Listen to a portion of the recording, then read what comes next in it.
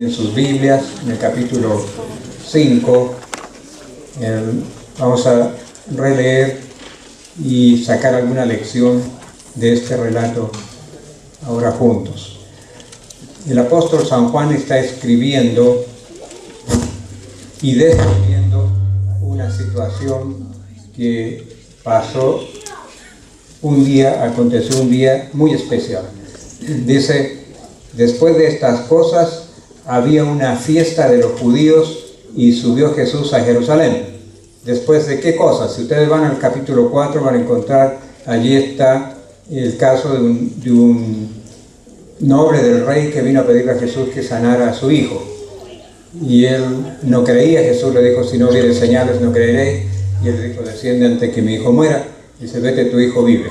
Y él se quedó haciendo sus cosas por ahí y llegó al otro día a su casa y dijo: ¿a qué hora? Bueno, a las 7 fue cuando se sanó el niño, y a esa hora cuando Jesús, las 7 era la 1 de la tarde, ellos contaban de las 6 de la mañana como 1, 2, 3, y a las 12 ya eran las 6 y las 7 era la 1. Y después de estas cosas, dice, había una fiesta de los judíos. ¿Y por qué dice de los judíos? Porque había otras fiestas. Los romanos también tenían fiestas, y los griegos tenían fiestas, y los gentiles todos hacían fiesta, pero esta es una fiesta de los judíos, y por eso Jesús subió a Jerusalén a esta fiesta. Él mismo había establecido las fiestas en el desierto. A Moisés le dijo: por lo menos van a hacer 3 fiestas, 3 veces al año ustedes van a subir a celebrar fiesta. Si quiere leer en Deuteronomios, el capítulo 16, verso 16, ahí están las 3 fiestas que debían celebrar. Una era la fiesta de los panes y levadura, después la fiesta de las semanas, y después la fiesta de las cabañas o los tabernáculos. Una de estas fiestas, no dice San Juan cuál era, pero en una de estas fiestas Jesús estaba en Jerusalén. Y el verso 2 dice: y hay en Jerusalén, cerca de la puerta de las ovejas, un estanque llamado en hebreo Betesda, el cual tiene 5 pórticos. Betesda significa casa de la gracia, significa misericordia. Y qué curioso que está cerca de la puerta de las ovejas. Jerusalén tenía muchas puertas, por lo menos 11 puertas. Hoy día han reconstituido y han puesto otros nombres, pero había una puerta por donde entraban las ovejas que venían justamente de Galilea o de otros lados para ser ofrecidas al sacrificio.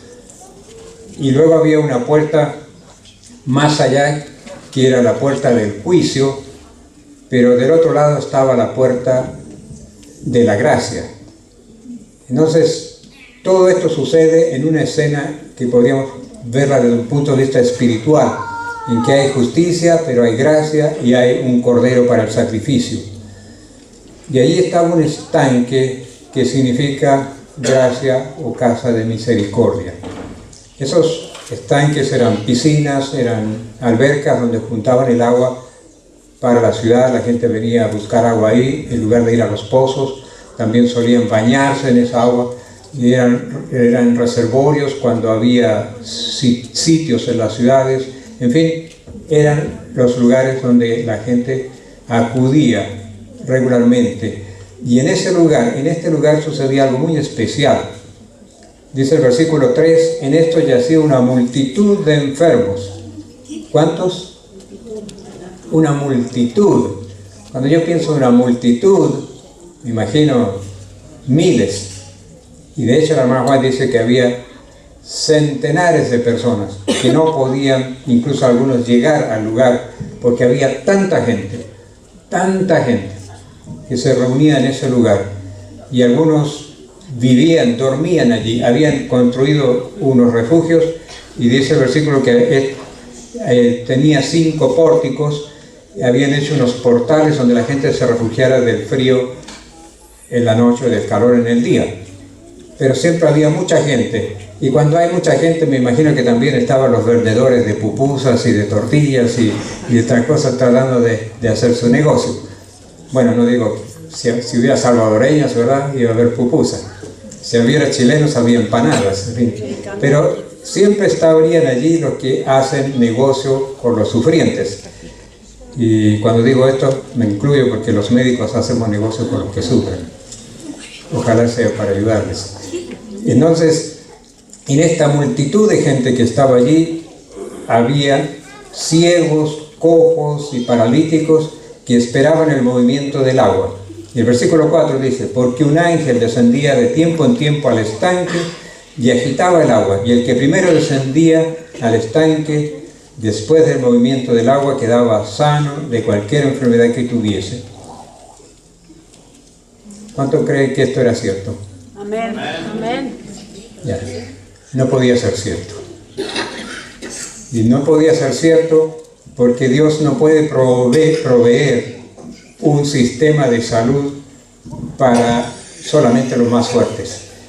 Porque los más débiles estaban allí, como este hombre. Sigamos leyendo, ya les explico.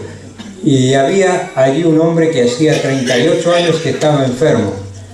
Este hombre estaba por 38 años enfermo. La hermana White dice que estaba allí, inválido por 38 años. Y no sabemos cuánto tiempo estaba allí tratando de entrar al agua. Si hubiera sido un remedio de Dios, era para los más débiles, por supuesto, o para todos.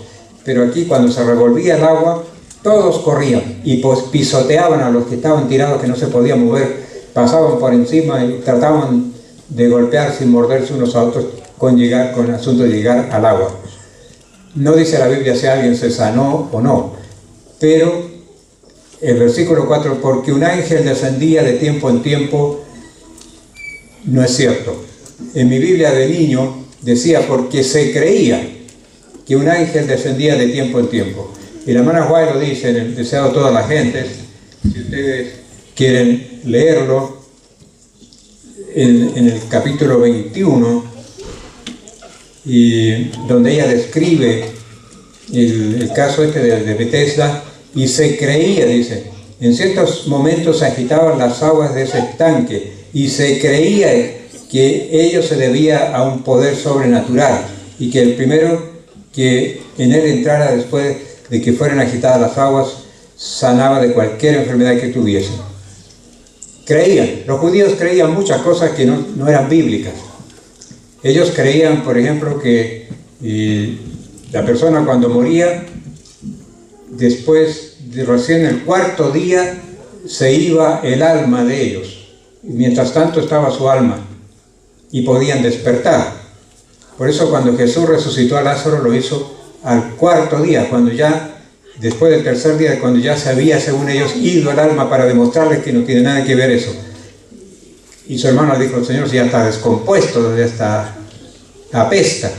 Y entonces le demostró que lo que ellos creían era falso. Los judíos creían que cuando te morían se iban a un lugar, para la derecha un corredor que se llamaba el seno de Abraham, y para la izquierda al fuego.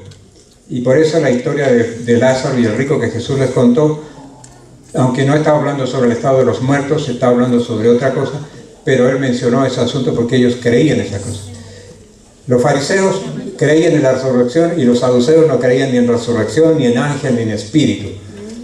Y vamos a ver que Jesús les toca el tema aquí, después de este caso, por eso mismo. Pero no era cierto, no podía ser cierto, mis hermanos, que Dios tuviera un sistema de curación solamente para los más vivos o para los más fuertes. Dios no funciona así.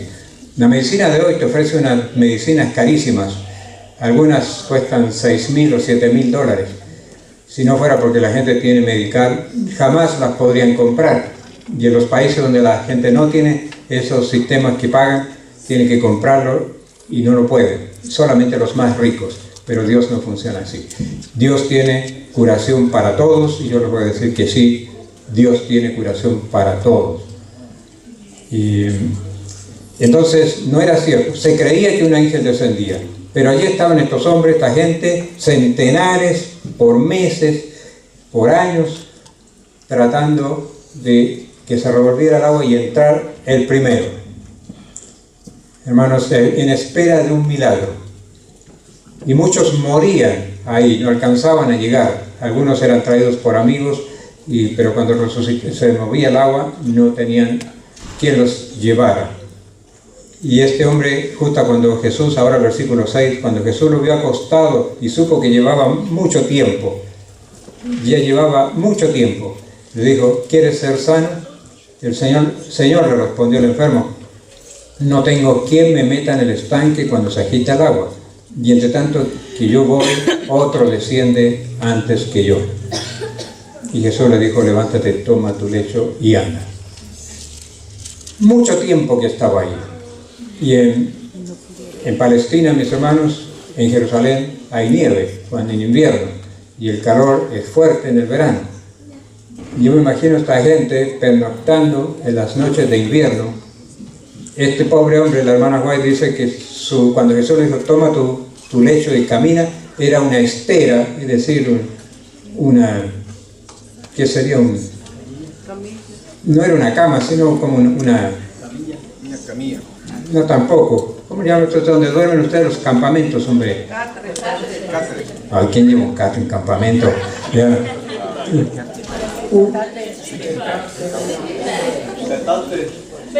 Un peca, una cosa así nomás.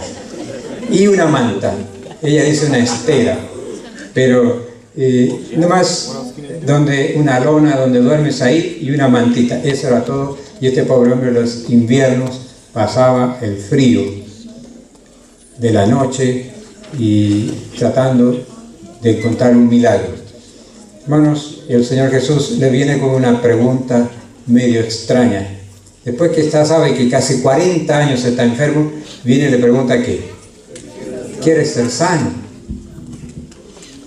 Parece una pregunta un poco fuera de lugar, como si yo le preguntara a mis pacientes, ¿y usted se quiere mejorar? Pero yo les pregunto, ¿te quieres mejorar?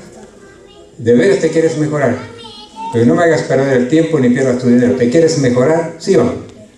Sí, doctor, si a eso vengo. Ok, vas a hacer lo que te digo. Pero si no lo haces, porque no te quieres mejorar.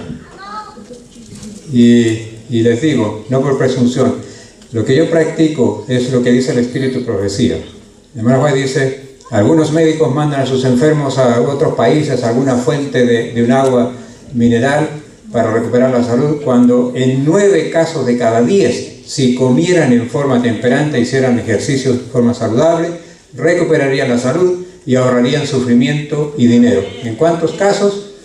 9 de cada 10. ¿Y por qué 9 de cada 10? Porque en los otros casos hay algún componente genético, nacieron así y ya por mucha comida que le des, aunque yo les puedo contar casos que, aunque nacieron así, cambiando la dieta, han mejorado sustancialmente. Y hay un muchacho en México que está haciendo la dieta de un problema que todo el mundo se muere y está agradecido a Dios porque Dios hace el trabajo. No es la dieta, es Dios a través. Porque es para todos, hermanos, para todos, no para algunos, pero tiene que hacerlo. Y tengo un hermano en Pomona, lo descansaron porque tiene un problema de artritis en la rodilla y no podía caminar. Su médico le mandó un mes a su casa. Bueno, a las 2 semanas estaba bien. Después de vuelta al médico lo mandó a trabajar. Pero otro señor que vino, que él lo encontró y le dice, no, el doctor me dio a mí el tratamiento, pero no me pasó nada. Dice, ¿lo hizo? Bueno, la verdad es que todavía no lo comienzo. Entonces, si quieres sanar, lo tienes que hacer. Por eso Jesús le pregunta, ¿quieres ser sano? Pero hermanos, Jesús estaba un poquito más allá preguntando. En el original, esta palabra, ¿quieres ser sano? Significa, ¿quieres ser restaurado? ¿Quieres ser íntegro? Jesús no está solamente en la parte física. Jesús está hablando de la parte emocional, de la parte espiritual de esa enfermedad. Porque si bien estamos enfermos físicamente, estamos enfermos mentalmente y emocionalmente. Y el médico cristiano, dice la sierva del Señor, está responsable no solamente por la salud física de su paciente, sino por su salvación. Es una tremenda responsabilidad que recae sobre el médico cristiano en cuanto a los pacientes. Y a mí me asusta. Yo trato de hacer a la gente que lean, que estudien, además, y no muchos están dispuestos. Este señor de la rodilla, su esposa me dice, ella es adventista, pero no, dice, por 4 años he estado tratando de traerlo con amenazas, con mentiras, con promesas, y por ahí de mala gana a veces vienen. Pero desde que empezó el tratamiento no ha fallado ningún sábado la iglesia. ¿Por qué? Porque tiene que leer el camino a Cristo y tiene que orar. Y dice, lo he visto subrayando el libro y me pregunta cuándo le van a comenzar los estudios bíblicos. Pero ya vamos, tal vez la próxima semana comenzaremos, porque ese es el objetivo del mensaje de salud del Señor. No solamente salvarte el cuerpo, sino salvarte el alma, salvar tu vida eterna. Y eso es lo que el Señor quiere. Hermanos, y el Señor Jesús le pregunta, ¿quieres ser sano? Y el hombre dijo, no tengo quien me ponga en el agua. Bueno, Jesús sin preguntarle más, levántate y camina. Imagínense, levántate y camina. Podría haber dicho, Señor, si hace 38 años que no camino, ¿cómo voy a caminar? O si me das la mano, capaz que me levanto. Él no le pidió que creyera en él. El Señor Jesús, ni siquiera el hombre sabía quién era, porque se acercó, cuando él estaba en el suelo, lo miró y vio un rostro amable, tierno, que le dice, ¿quieres ser sano? Dice, levántate y camina. Pero había poder en esa palabra, como había poder cuando Dios creó al ser humano. Cuando hizo a Adán y Eva, Dios le alentó soplo de vida. Y esa misma autoridad le dice, levántate y camina. Y aunque en las películas ustedes lo ven que el hombre empieza de a poquito a moverse, la hermana White dice, de un salto se puso en pie. Creyó, quiso, y el Espíritu de Dios lo tomó y de un salto quedó sano. Bonita historia, ¿verdad? Pero dice la sierva del Señor que nosotros estamos llamados a lo mismo, a creer. Y yo les puedo leer, pero no quiero tomarle más tiempo, les voy a decir lo que ella dice. Dice, cuando pedimos que el Señor nos sane, debemos creer. No tenemos que esperar a ver o a oír o a sentir. Tenemos que creer que somos sanos y agradecerles a Dios porque ha hecho el milagro. Pero ahí fallamos. Porque esperamos sentir algo, esperamos ver milagros, señales, y el Señor lo único que quiere es que tengamos fe.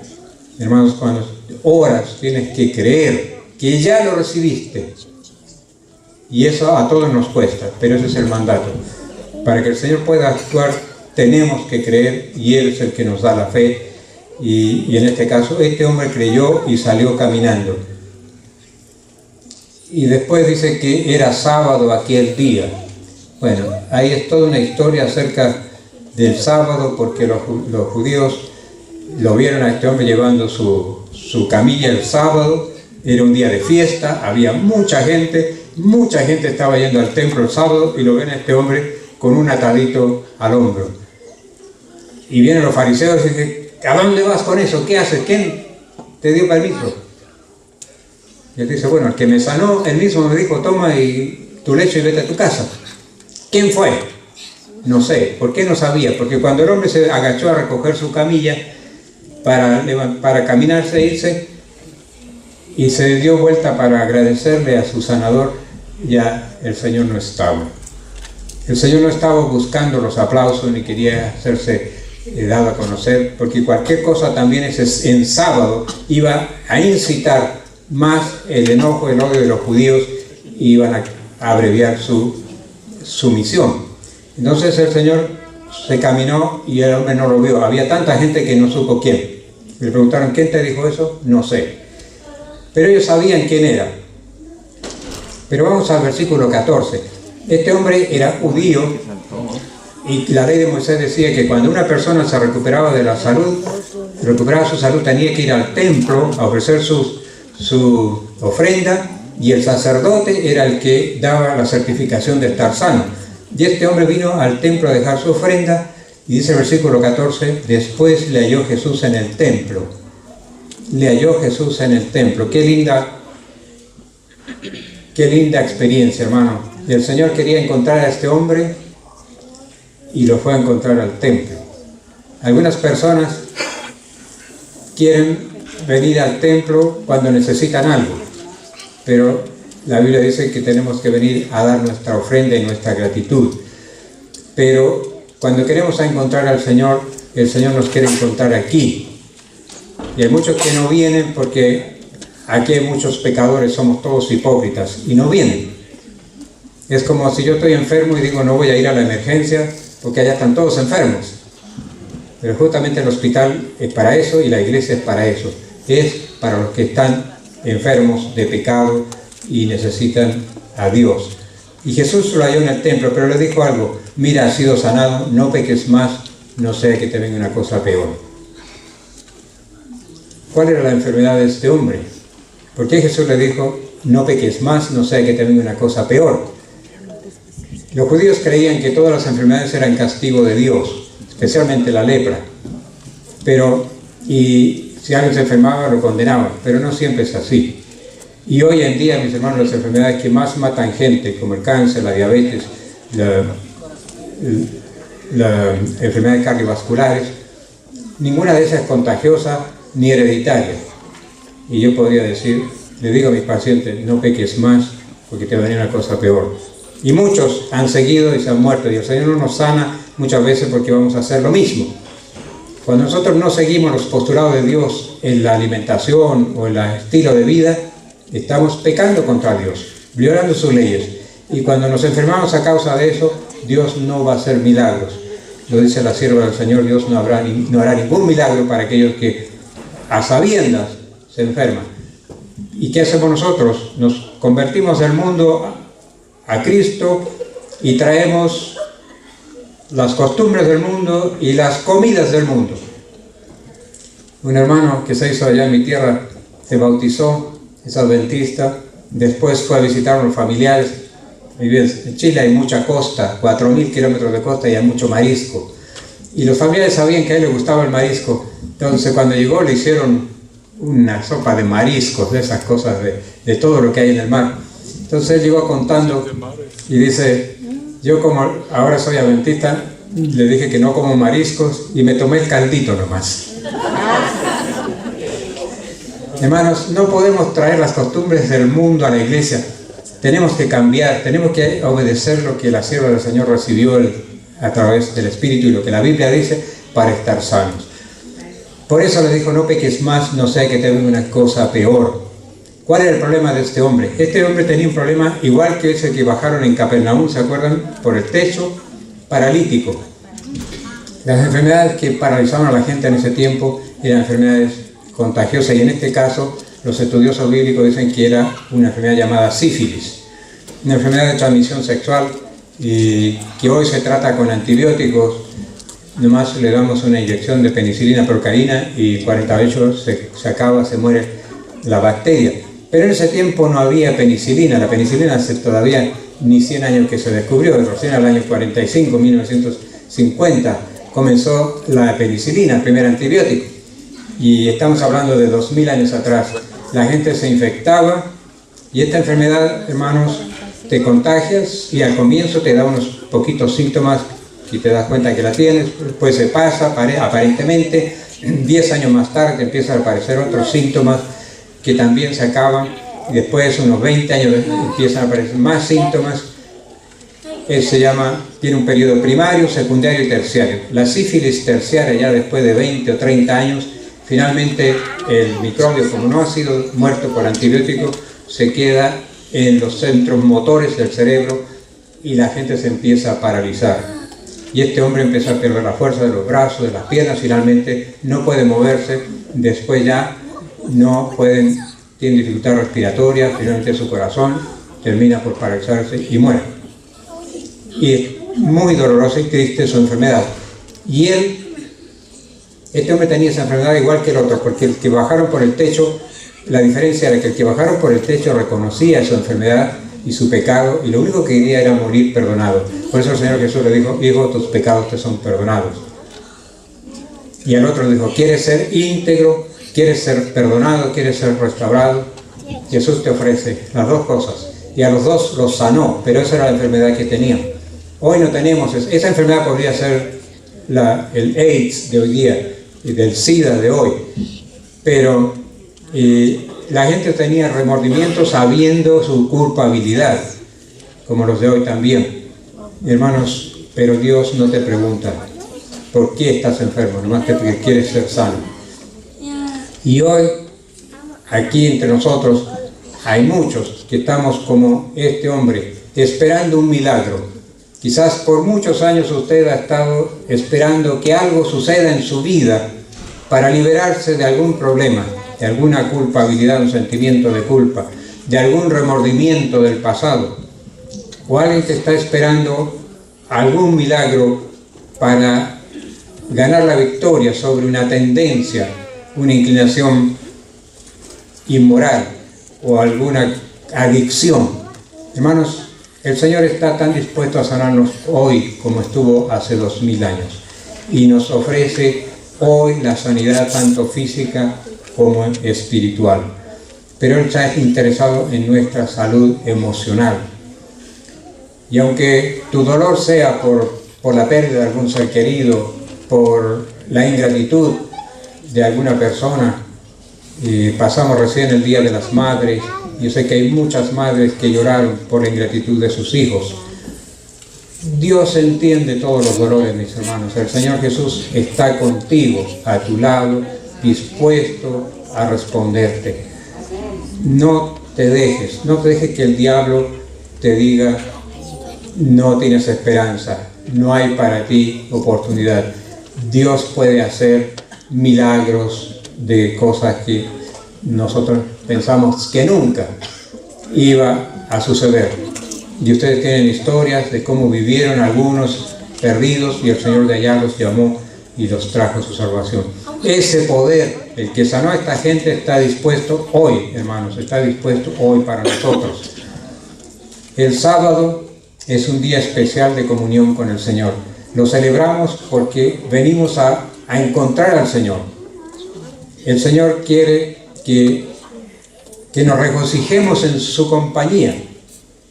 Para eso es el sábado. Los judíos le habían puesto atados y le habían puesto condiciones al punto que un judío no podía encender una vela en sábado. Era pecado. Por eso cuando vieron a este hombre llevando su carga lo condenaron. El judío no podía caminar más de cierto lugar, por eso la Biblia dice camino de un sábado, de cierta distancia. Pero sí iban dos y uno dejaba caer el pañuelo, el otro lo recogía. Una obra de bondad, según ellos, les permitía caminar otro día más. Y así iban juntos y el otro le hacían esas cosas estúpidas, pero habían puesto cargas sobre el sábado que al final parecía ser ridículo. Los judíos no ordeñaban sus vacas. Se discutían si el huevo que puso la gallina el sábado se lo podían comer o vender o qué. Pero sí hacían que los gentiles hicieran el trabajo para ellos. Eran como sicarios. Entonces eran igual de culpables, pero pensaban que esa gente estaban tan perdidos que ya no podían estar peor, así que para ellos estaba bien hacer esos trabajos. Hermanos, nosotros tenemos el sábado para honrar a Dios y el sábado es por causa del hombre. Pero el sábado no es por reglas de lo que debemos hacer o no debemos hacer el sábado. Yo recuerdo cuando iba a los campamentos, después de almuerzo, nosotros jóvenes llenos de energía queríamos pegarle a la bola y tirarla, jugar, y los pastores y los dirigentes querían dormir. Y yo me pregunto, ¿qué es peor? ¿Jugar o dormir el sábado? Además íbamos camino al cerro, sudábamos hasta llegar al otro cerro, allá hacíamos la sociedad de jóvenes, y de vuelta veníamos todos sudados en verano, y no nos podíamos meter al agua, porque era sábado. Y yo preguntaba, ¿dónde es la Biblia dice hasta dónde me tiene que llegar el agua? Sí, nos podíamos meter, pero no nos podía pasar más de cierta distancia. Si llegaba a la rodilla estaba bien, pero si ya te llegaba a la panza, cuidado. Entonces, todas esas cosas hoy en día eran similares a las que hacían los judíos. Hermanos, el sábado, ¿sabe cómo tenemos, como yo lo miro el sábado? Cuando tú estás de novio y viene tu novia, vive en otra... ¿Qué haces? ¿Te vas solo a jugar fútbol? ¿Te vas al cine? ¿Te vas a dormir? ¿Qué haces? ¿Le dedicas el día a tu novia o a tu novio o a tu esposo que ha estado afuera? La compañía. Cuando viene tu hijo, cuando el hijo está estudiando lejos y lo viene a visitar, uno se desvive por el hijo. y lo lleva aquí, lo lleva, le da la comida, lo atiende, lo apapacha. Eso es lo que el Señor quiere del sábado, hermano. Apapacharnos, estar con nosotros. Que ese día sea un día de compañía con el Señor y no de que esto no y esto sí y aquello no. Sino la comunión con Dios. Cuando hagas eso, lo demás sale sobrando porque no te va a llamar la atención. Pero vamos a tener del sábado un día especial. A mí me duele, y le digo a mi esposa, me molesta. Cantamos un himno todos los sábados. Lo voy a confesar con ustedes. Lo canto porque todos lo cantan. Oh, perdónanos, Señor, el mal uso de tu don. Digo, ¿por qué no cantamos algo positivo? Gracias, Señor, por el sábado que pasamos. Qué lindo que fue. Te bendecimos. Y entonces cantamos un himno negativo. En vez de agradecer, Señor bendito, ojalá el próximo sábado podamos estar aquí de vuelta. ¿Sabe cómo contaban los días los judíos? El día primero después del sábado, el día segundo después del sábado, el día tercero después del sábado. Esos eran los días que ellos contaban en la semana. Siempre alrededor del sábado, porque el sábado es el día especial en que Dios quiere estar con nosotros y bendecirnos. Hermanos, yo quisiera que antes de irnos de aquí, si alguno está pensando que no hay esperanza, que cambie su mente y diga, Dios puede. Para ti o para alguien que quieras. Porque los milagros que Jesús hizo no siempre los hizo directamente, los hizo a través, al pedido, especialmente de los padres o de las madres. Después de estas cosas, dice el capítulo de Juan en su relato, y dije del noble que vino a pedir a Jesús que sanara a su hijo. Después más adelante una mujer viene y dice, Señor, mi hija está a la muerte, socórreme. Cuando tú le pides por un hijo, por una hija, Dios te escucha de forma personal. Y cuando pides por ti mismo también.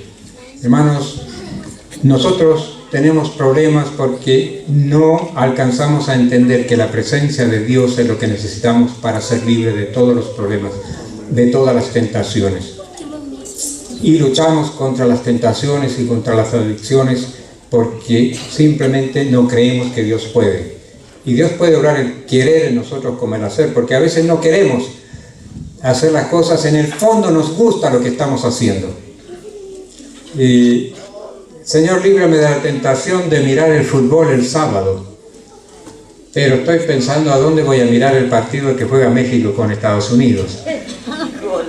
Entonces estoy el sábado aquí pensando y mirando la hora, a qué hora termina el doctor, porque hay un partido que quiero ver. Y aunque la pelea del Pacquiao, ¿cuánto era con el otro? Y yo me entero por los hermanos de cómo hacen todas esas cosas. A mí me gusta el fútbol y me gusta jugarlo, pero nunca he ido a mirarlo. 2 veces he ido a un estadio y invitado, nunca he pagado para entrar. Hermanos, porque esas cosas no te llaman, no te deben llamar la atención, son cosas del mundo. Y si estás luchando, tienes que pedirle al Señor que te obre el querer como el hacer y te lo quite. Y si tienes un dolor, que el Señor, ponlo a los pies del Señor para que el Señor te sane. Que salgamos de este lugar con la convicción de que el Señor ha estado con nosotros y nosotros con Él. Hermanos, que la presencia del Señor nos llevó y nos dure toda la semana, como cuando viene la novia a visitar o viene el hijo a visitar. Uno se va, lo deja en el aeropuerto, se queda llorando, pero le queda la alegría de haber pasado un día con su hijo o con su hija, ¿no es cierto? O con algún familiar. Y eso es lo que Dios quiere que saquemos del sábado. No el ver si fallamos en esto, en otras cosas, si encendimos una vela el sábado o si hicimos una cosa que no parecía que no. La compañía con el Señor. Hermanos, y para terminar, yo quisiera, si alguien desea entregar algún problema en las manos del Señor, si alguien de ustedes tiene una lucha, el Señor está esperando para darte la victoria, darte la paz. Si alguien tiene una pena especial, quiero orar con ustedes. Vengan aquí adelante si alguien siente el deseo de pedirle al Señor en forma especial hoy que le dé su bendición, su espíritu, su sanidad. Vengan, hermanos, oremos juntos aquí. El Señor dice 2 o 3 donde están reunidos, yo estoy en medio de ellos. No teman, el Señor conoce su corazón. Lo que pasa es que nosotros no nos conocemos, pero el Señor te conoce y todos estamos enfermos como este paralítico. Yo mismo, les digo, luché durante 60 años con tendencias y adicciones heredadas y cultivadas. Y hasta que al final dije, Señor, ya no más. Esto tiene que acabarse. Y el Señor te hace pasar por pruebas duras a veces para lograr, es como cuando te operan y te sacan ese tumor y quedas libre. El Señor, hermanos, quiere sanarnos hoy a todos. Pero si se humillara en mi pueblo, tenemos que ser humildes para decir, Señor, aquí estoy. No importa que los hermanos me vean que estoy aquí. Tengo una necesidad y quiero decir que me llenes. Y el que no ha encontrado al Señor, venga también, porque es una oportunidad para que entregue su corazón al Señor. Si alguien no ha entregado su vida a Cristo, hoy es momento de decir, Señor, yo quiero en algún momento ser bautizado y entregarme para ser miembro de esta iglesia. Vengan, hermanos, no les dé temor. Vengan, que el Señor los está llamando, no soy yo. El Señor los está llamando esta mañana para darles la bendición. Si oyereis hoy su voz, no endurezcáis vuestro corazón. No deje que el enemigo le diga que no. No te dé miedo. Vente para acá. Ven, que el Señor quiere bendecirte. Yo me voy a arrodillar a los que puedan para orar al Señor.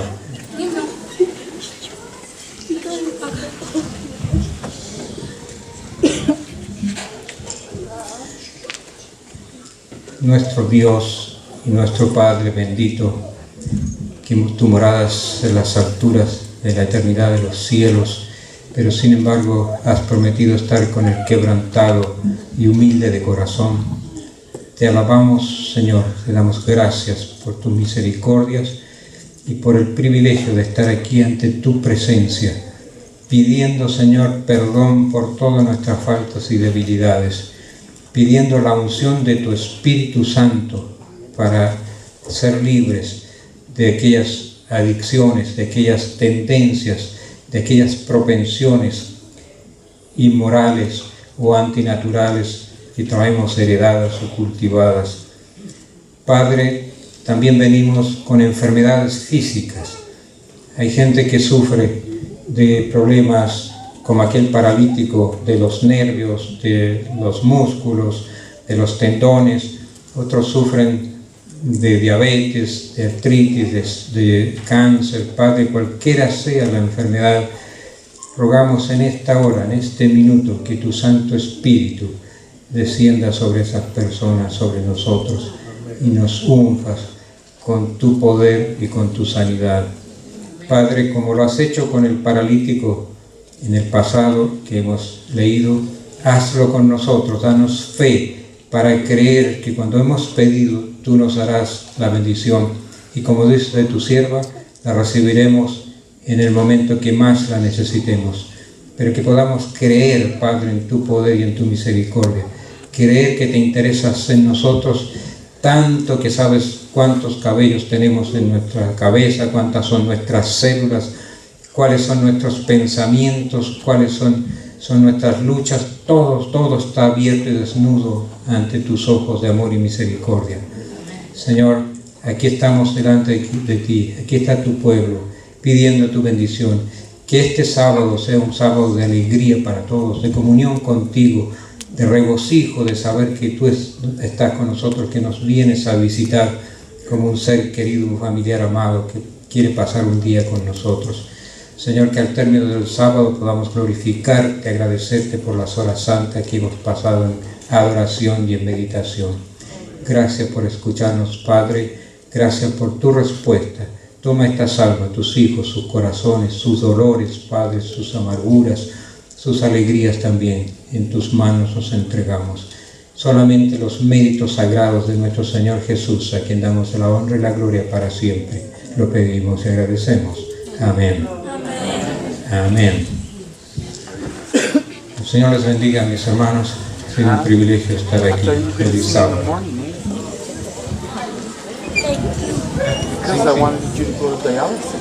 Los invitamos a ponerse de pie para cantar el último himno. Gracias.